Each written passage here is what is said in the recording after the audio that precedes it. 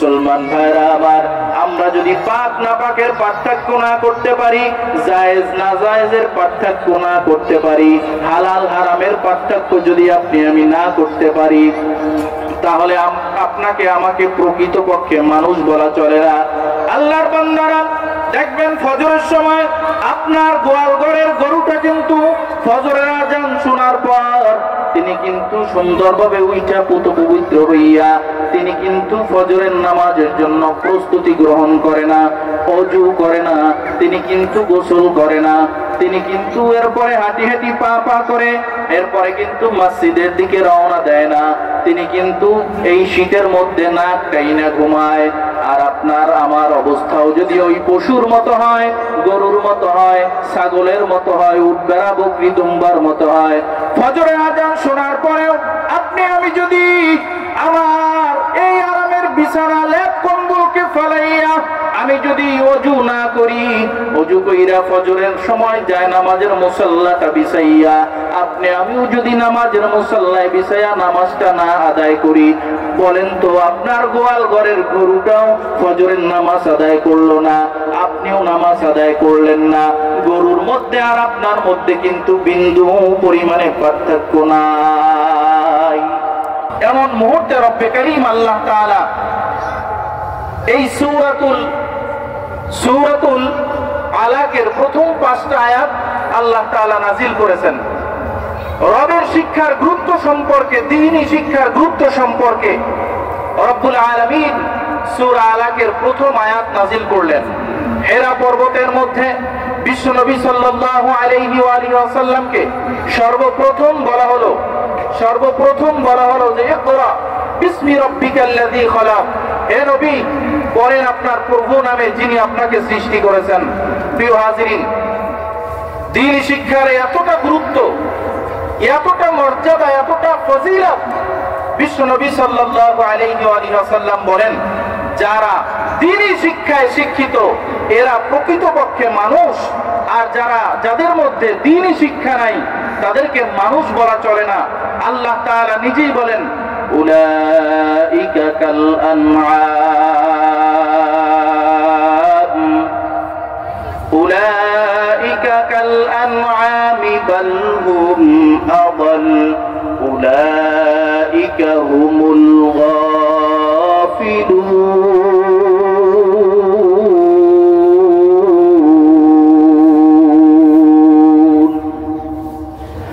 আল্লাহ তাআলা নিজেই বলেন যারা দ্বীনি শিক্ষায় শিক্ষিত হবে না, যাদের মধ্যে দ্বীনের ইলম থাকবে না, দ্বীনের জ্ঞান থাকবে না, এরা দেখতে মানুষ হতে পারে, চেহারায় দেখতে মানুষ হতে পারে, মানুষের মতো দেখতে হাত হতে পারে, মানুষের মতো দেখতে পা হতে পারে, মানুষের মতো তাদের 2টা চোখ থাকতে পারে, 2টা কান থাকতে পারে, তাদের মানুষের মতো নাক থাকতে পারে, মাথা থাকতে পারে, হাত পা অন্য অন্য অঙ্গ প্রত্যঙ্গ এগুলো থাকতে পারে, কিন্তু এরা দেখতে মানুষ হলেও এদেরকে প্রকৃতপক্ষে মানুষ বলা চলে না।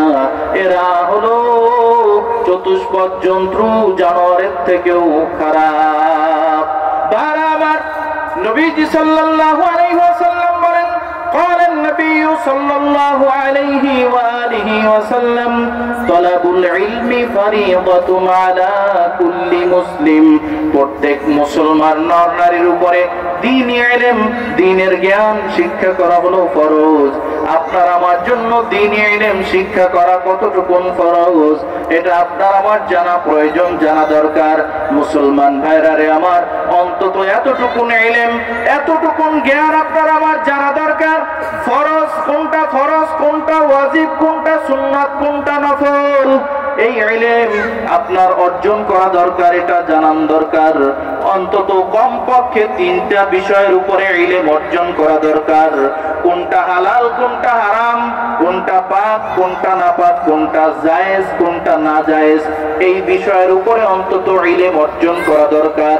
মুসলমান ভাইরা আমার, আমরা যদি পাক নাপাকের পার্থক্য না করতে পারি, জায়েজ না জায়েজের পার্থক্য না করতে পারি, হালাল হারামের পার্থক্য যদি আপনি আমি না করতে পারি, তাহলে আপনাকে আমাকে প্রকৃতপক্ষে মানুষ বলা চলে না। আল্লাহর বান্দারা দেখবেন ফজরের সময় আপনার গোয়াল ঘরের গরুটা কিন্তু ফজরের আজান শোনার পর তিনি কিন্তু সুন্দরভাবে উইঠা পুত পবিত্র হইয়া তিনি কিন্তু ফজরের নামাজের জন্য প্রস্তুতি গ্রহণ করে না, ওযু করে না, তিনি কিন্তু গোসল করে না, তিনি কিন্তু এরপরে হাঁটি হাঁটি পা পা করে এরপরে কিন্তু মসজিদের দিকে রওনা দেয় না। তিনি কিন্তু এই শীতের মধ্যে নাক টাইনা ঘুমায়। আর আপনার আমার অবস্থাও যদি ওই পশুর মতো হয়, গরুর মতো হয়, ছাগলের মতো হয়, উট ভেড়া বকরি দুম্বার মতো হয়, ফজরের আজান শোনার পরেও আপনি আমি যদি আমার এই আরামের বিছানা লেপ কম্বলকে ফেলাইয়া আমি যদি ওযু না করি, ওযু কইরা ফজরের সময় যায় নামাজের মুসাল্লাটা বিছাইয়া আপনি আমিও যদি নামাজের মুসাল্লায় বিছাইয়া নামাজটা না আদায় করি, বলেন তো আপনার গোয়াল ঘরের গরুটাও ফজরের নামাজ আদায় করলো না, আপনিও নামাজ আদায় করলেন না। গরুর মধ্যে আর আপনার মধ্যে কিন্তু বিন্দু পরিমাণে পার্থক্য নাই। রব্বে কারীম আল্লাহ তাআলা বলেন, গরু আর তুমি সমান না। গরু ফজরের নামাজ পড়ে নাই আর তুমিও পড়ো না, এজন্য তুমি আর গরু সমান না, বরং তুমি গরুর থেকেও খারাপ, গরুর থেকেও নিকৃষ্ট। কারণ হলো গরুটা ইন্তেকালের পরে জবাই দিয়া মানুষ খাওয়ার পরে গরুটার জন্য জান্নাত নাই, জাহান্নাম নাই, কিয়ামত নাই, কবর নাই, হাসর নাই, মিজান নাই। তোমার জন্য জান্নাত আছে এ গোলাম, তোমার জন্য জাহান্নাম আছে, তোমার জন্য কবর আছে, কৌসিরাত আছে, মিজান আছে, এগুলো তোমার জন্য বিদ্যমান। এই জন্য তুমি গরুর মতো না, ফজরের নামাজ না পড়ার পরেও তুমি গরুর থেকে খারাপ হয়ে গেলা, উট ভেড়া বকরি দুম্বা কুকুরের থেকেও তুমি নিকৃষ্ট হয়ে গেলা।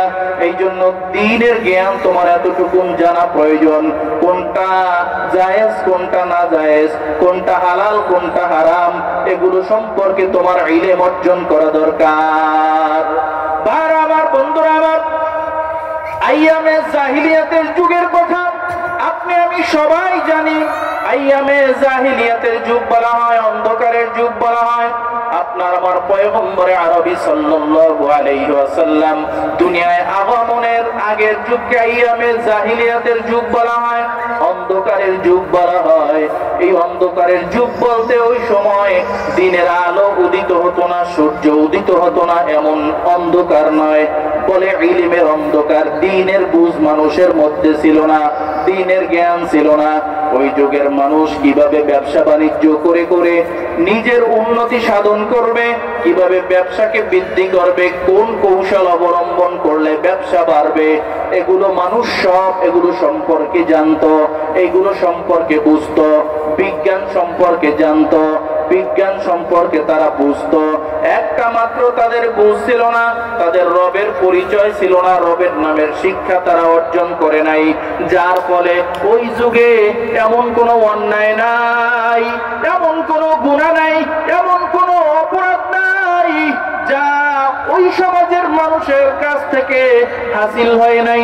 ওই সমাজের মানুষ এমন কোনো অন্যায়, এমন কোনো অপরাধ, এমন কোনো গুনাহ নাই যেই অন্যায়, যেই গুনাহ, যেই অপরাধের সাথে ওই সমাজের মানুষ লিপ্ত ছিল না। ভাইরা আমার, বন্ধুরা আমার, কিন্তু দ্বীনের জ্ঞান না থাকার কারণে, রবের পরিচয় না থাকার কারণে ওই সমাজের মানুষগুলা একদম মূর্খ হয়ে গেল। জাহিলিয়াতের যুগ বলা হয় ওই যুগকে।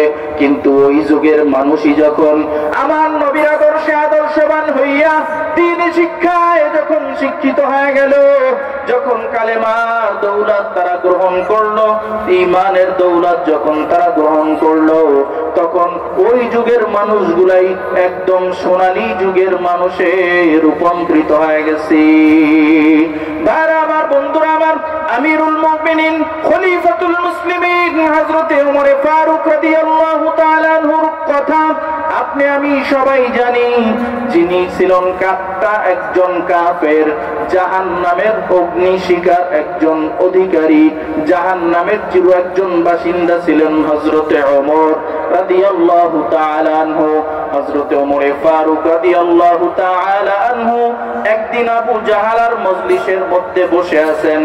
আবু জাহেল তিনি মজলিসের মধ্যে ঘোষণা দিয়া দিয়েছেন, এই মুহাম্মদ আব্দুল্লাহর সন্তান, এই আব্দুল্লাহর সন্তান মুহাম্মদ আমাদের বাপ দাদার ধর্মের বিরুদ্ধে কথা বলে, আমাদের বাপ দাদার ধর্মের বিরুদ্ধে কথা বলে, আমাদের ধর্মের বিরুদ্ধে কথা বলে, মূর্তির বিরুদ্ধে কথা বলে, আমাদের বিরুদ্ধে কথা বলে, আমাদের ধর্ম থেকে মানুষদেরকে বাগাইয়া বাগাইয়া তার ধর্মে নিয়ে যাইতেছে। শুধু আমাদের বিরুদ্ধে কথা বলে এমনটা না, আমাদের মধ্যে অন্যতম একজন লিডার এই আবু লাহাব, তার আপন চাচা, তার বিরুদ্ধে তার খোদা, তার আল্লাহ নাকি সূরা নাজিল করে দিয়েছেন, সূরা লাহাবের তেলাওয়াত মক্কার অলিতে গলিতে কাফের বেঈমান মুশরিকদেরকে শুনাইয়া শুনাইয়া সাহাবীরা তেলাওয়াত করে। এবার আবু জাহাল এই মজলিসের মধ্যে ঘোষণা দিয়া দিছে, এ মজলিসের লোকেরা, তোমাদের সামনে আমি একটা ঘোষণা দিতেছি, তোমরা যদি কেউ আব্দুল্লাহর সন্তান মুহাম্মাদের গর্দানটা আমার সামনে আইনা তোমরা দিতে পারো, তাকে যদি তোমরা হত্যা করতে পারো, আমি 1 নয় 2 নয় 100 লাল উট তোমাদেরকে হাদিয়া দিব। জোরে কাদ নাউযুবিল্লাহ।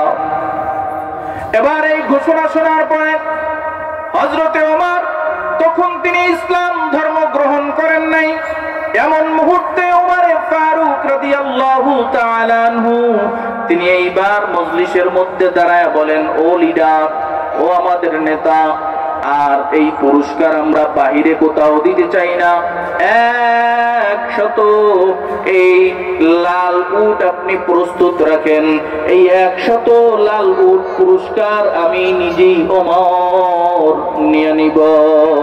এবার আবু জাহাল বলে, তুমি কেমনে নিবা? বলে, দেখেন আমি এই মুহূর্তে গিয়াই মুহাম্মাদের কল্লাটাকে দ্বিখণ্ডিত কইরা আপনার পায়ের কাছে এনে রাখবো। জোরে কর নাউযুবিল্লাহ। ওমর ফারুক রাদিয়াল্লাহু তাআলা আনহু এবার বিশাল বড় হাতের মধ্যে একটা তরবারি নিয়া এবার রওনা করে যাইতেছেন আপনার আমার পয়গম্বরের মাথা দ্বিখণ্ডিত করার জন্য। পথিমধ্যে তার বোনের বাড়ি বেজে গেল। বোন করুণ সুরে কালামে পাকের তেলাওয়াত, জবান দ্বারা কালামে পাকের তেলাওয়াত তার বোন করুণ সুরে করতেছে।